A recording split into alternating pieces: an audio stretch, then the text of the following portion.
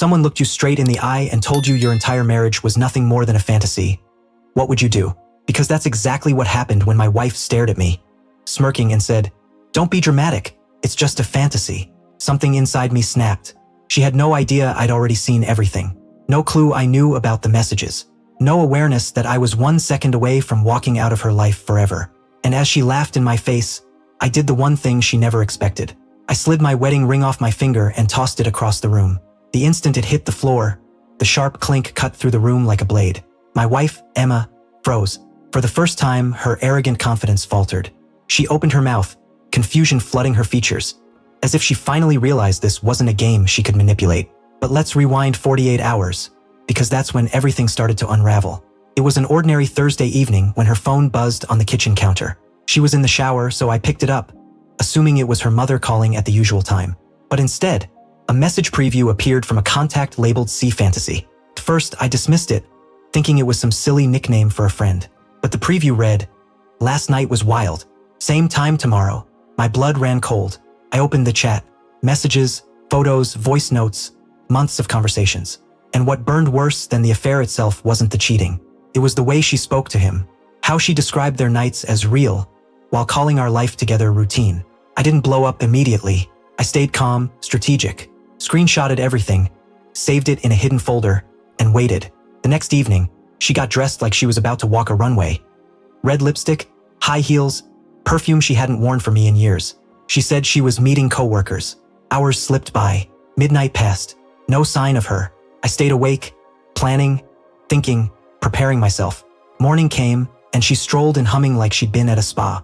She had no idea I hadn't slept a wink.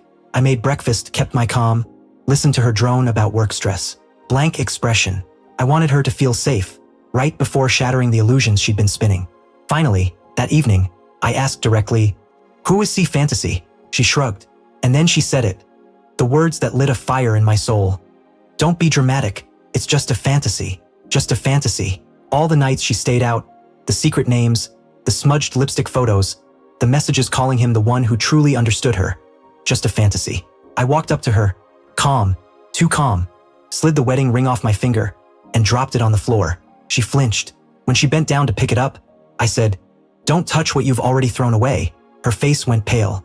Wait, you're overreacting. We can talk." But I was done talking. I opened my laptop, pulled up the folder, and turned it toward her.